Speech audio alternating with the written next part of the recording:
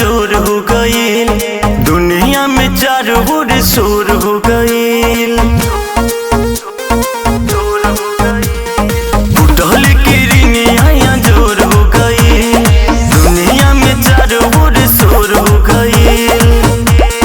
बैठल बा सब केहुआ सारा लगाई के चलल बाबा घावा रथवा लेके माई के उड़त लाल चुनरिया लहराई के चलल बाबा घावा रथवा लेके माई के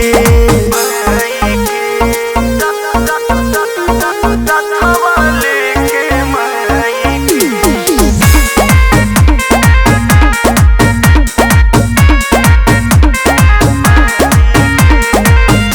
धरती गगन झूमे चुमके चरनिया बड़ी भाग्य आइल बाड़ी सातुरे बहिनिया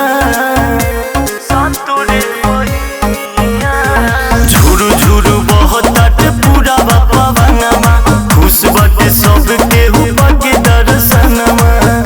हरे देख तारी मैया जी डोली से मुस्काई के चलल बाबा घावा रथवा लेके माई के उड़त लाल चुनरिया लहराई के चलल बाबा घावा रथवा लेके माई के।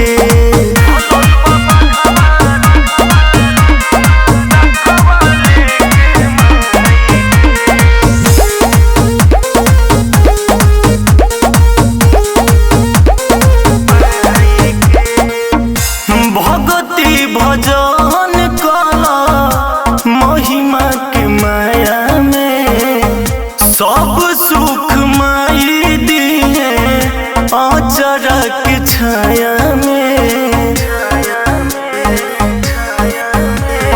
विजय प्रकाश हाथ जोड़ी श्री नावता श्याम सने आसी पवन पचारा सुनावता। हरे खुश बाड़ी बेटा की सेवा मेलू भाई के चलल बाबा घावा रथवा लेके माई के।